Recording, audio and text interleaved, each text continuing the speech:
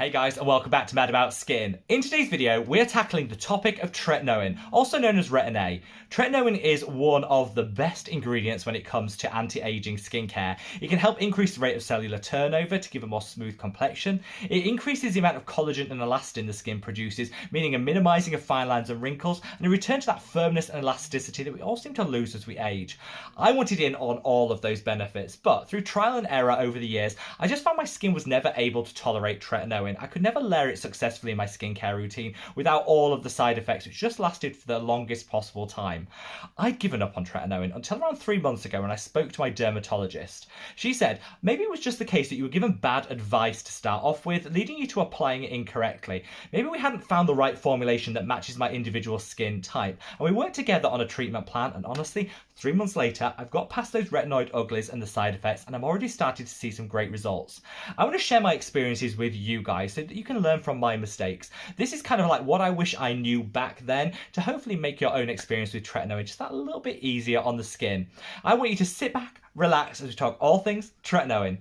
Now, before we get into this video, I like to issue a little special caveat, and that's to say, in most territories of the world, tretinoin is a prescription-only medication, and it's prescription-only for a reason. It can be one of the most challenging and difficult ingredients to layer into our skincare routine in a successful and safe way. So I would always say, whilst in this video, these are just my thoughts, feelings, and opinions when it comes to tretinoin and my own experiences. It's always worth noting that if you have any concerns or anything at all, go back to your prescriber as the first point of contact. They've seen you face to face. They know about your skin, they know about your history, and they can give the very best advice based on their own advanced experience.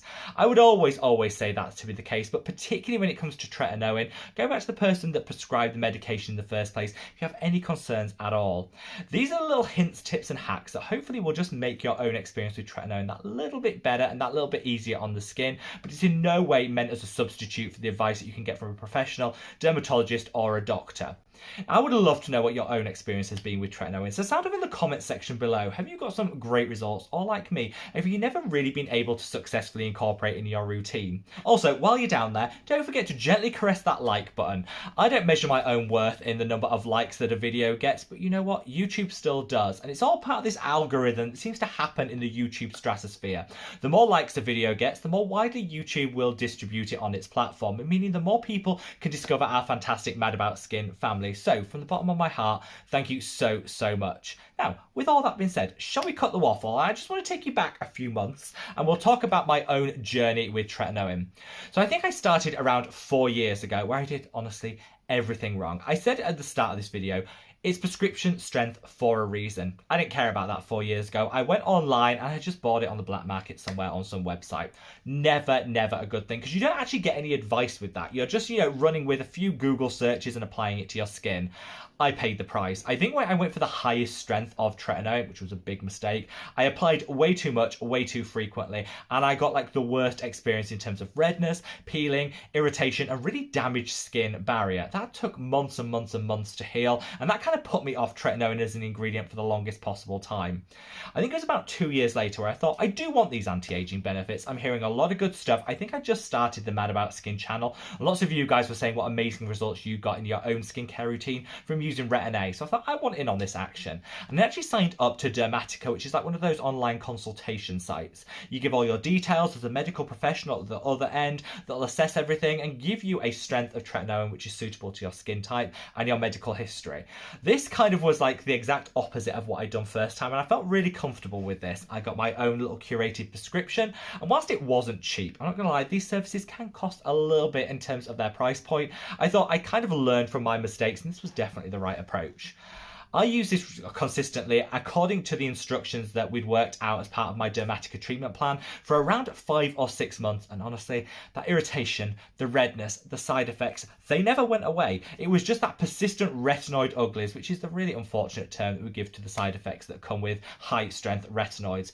I gave up in the end because despite going back to Dermatica saying, look, this just doesn't seem to be working for me, I can't get past those side effects, they kept saying, oh, keep persevering, it'll get better, and it never did. And I thought that experience experience, whilst I'd done everything right in terms of getting the proper consultation and really listening to the advice, still just wasn't working for me. So I filmed a video around 9 months ago saying I'm done with tretinoin, no more, not going to happen. I'll leave a link to that video up there so you can hear all about it. In that video, I really wanted to push back on the idea that tretinoin is like a non-negotiable in an anti-aging skincare routine. Like all skincare ingredients, it'll work better for some people than others. Some people could tolerate it, some people can't. And I really didn't want people like myself that just couldn't tolerate tretinoin to kind of be demonized and feel like they're doing something wrong. So I stand by everything I said in that video. But around 3 months ago, popped to the dermatologist about something completely unrelated, and we were talking about anti-aging, and she said, Rob, have you ever tried tretinoin? I went through my history. I even owned up to the fact that I just bought it off some dodgy website and slapped it all over my skin. And she said, don't worry, you're not alone. Other people do that, even though it's the worst thing you can do. And she said, maybe it's just the case that you haven't found the right formulation containing tretinoin to really work with your skin, and maybe you've not been applying it completely right. There's some hints, tips, and hacks that can really help you. And I said, okay, I'm all ears. And really, we worked out a treatment plan that's already paying dividends. So it took about 8 weeks to get past those initial side effects, the retinoid uglies stage, which is a lot shorter than I've ever experienced before. Of course, you need to bear in mind that everyone's experience with this will be different. And because I was already an established user of over-the-counter retinoids, I think that does shorten that adjustment period window. 3 months in, I'm already seeing some great results. I think the first results you see with tretinoin is that speeding up of the cellular turnover. My skin feels fresher, it feels smoother, it definitely feels like I've got a bit more glow going on, and I do accredit that to the tretinoin.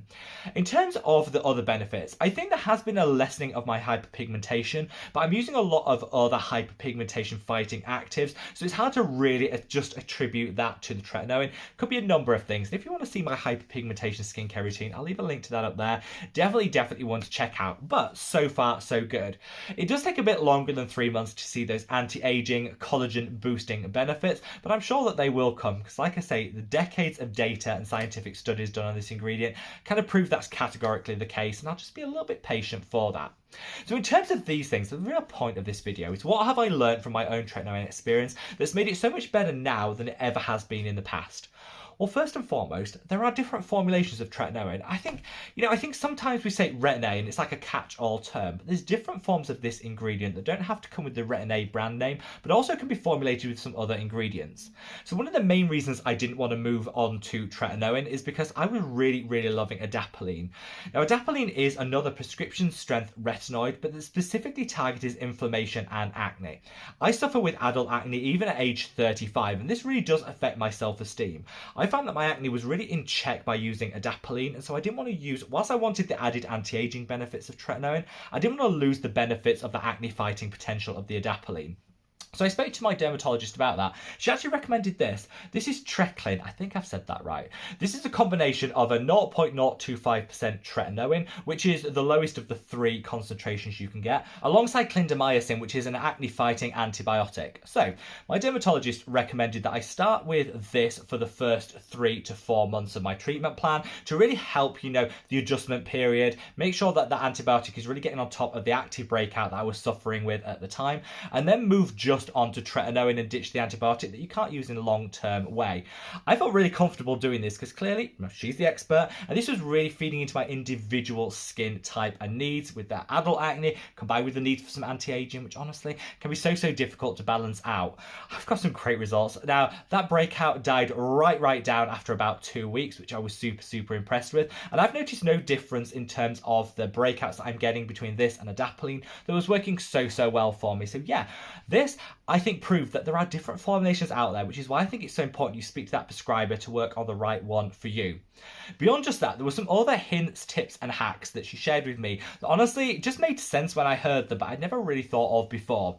So first and foremost, I think a lot of people feel that they have to use tretinoin in isolation. It can be their only retinoid. Well, this absolutely isn't the case. She recommended I use it 2 or 3 times a week in that initial period, because honestly, that's all that my skin is likely to be able to tolerate. I know from previous experiences, my skin isn't particularly tolerant of tretinoin, so accepting that what your limitations are going to be from the start can be a really great way of doing it, so you're not disappointed down the line.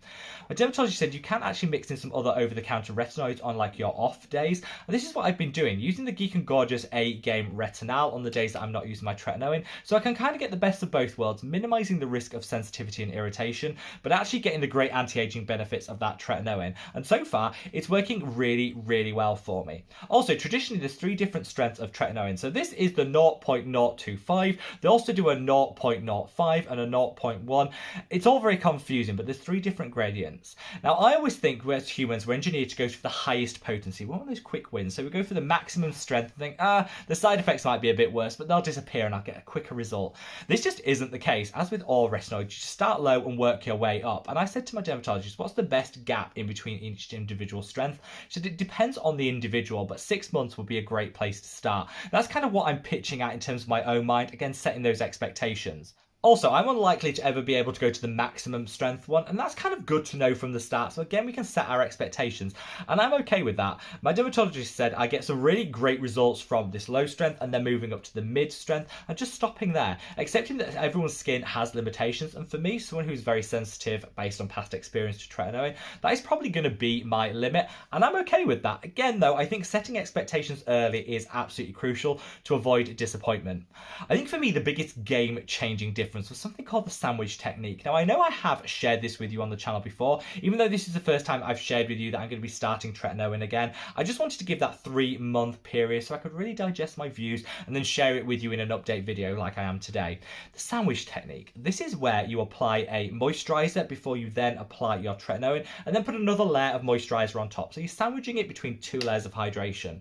Not only does this kind of provide a little bit of a barrier, a buffer with that first application of moisturizer, so you're not getting that intense hit of retinoid from that tretinoin straight away, but also that top layer then seals everything in and just really gives you a little added hydration to offset the dryness that you can get when you reach for tretinoin. I actually use my own moisturizer, which is this Mad About Skin Maximum Impact Moisturizer, and this worked really, really well. I don't actually have anything to compare and contrast it to because I've only ever done this sandwich method with this product, so I'm not going to say this is the only one you should use. There's so many different moisturizers out there. It's about finding the right one for your individual skin's needs. This one is combined with some amazing oils, so I'd say if you're looking for the right moisturizer to do this sandwich technique, look for something with a few oils blended into it, because I think that gives a little extra occlusivity to kind of prevent some of that transepidermal water loss and just retain as much hydration as possible. Whether you reach for mine or any of the other amazing brands out there, I definitely think this sandwich technique made my tretinoin journey so much easier. Another top tip that I was given that honestly I think this just made the world of difference is to be very careful with your placement. Now, I know this kind of goes as, as standard that we should always be careful where we apply our skincare, but actually do pay attention to it, because I'm all about just applying it to the skin and massaging it in. The most sensitive areas on the face are traditionally the under eye contour and the eyelids. Also, the neck can be particularly sensitive, and the areas around the nose and mouth. For me, these are the areas where I got my most irritation when I used tretinoin in my other previous attempts. And so what I did this time was not only did I use that sandwich method to kind of buffer things down to provide that protective barrier, but then also went in with another cream specifically on these areas just to make sure that everything was really covered, hydrated, but also that added protection should any of that tretinoin just accidentally make its way onto them. I was actually using this, which is the Boots Pineapple Sleep Mask in their Glow range. This is an amazing dupe for the Watermelon Sleep Mask by Glow Recipe. If you love this 50 mils of this is £3 versus I think it's like £20 for 30 mils of the Glow Recipe, and they're basically the same, different scent, but they have basically the same ingredient profile. This is great. It's got shea butter, it's got loads of other hydrators and humectants in here. It's kind of got a really nice scent to it as well, which I love. I did patch test thoroughly and I had no reaction to it at all, so I used these on the sensitive areas beforehand and then just really carefully place my tretinoin around it. Always remember that as product warms up, it kind of migrates, so leave not just the eye contour but a good barrier around it, because that border will just protect it. When it heats up, it won't then seep into those areas, causing any redness or irritation. This to me was an absolute game-changing winner, and I would totally recommend it. You can use it all over the face, of course. This is just a really nice, lush, super hydrating sleep mask that smells divine and just worked really well on my individual skin. There's loads of others, and if you're super sensitive, you might want to go for a fragrance-free option. I just wanted to call this out because that price point for how beautiful it looks and how well it performs was just too good to resist not sharing it with you.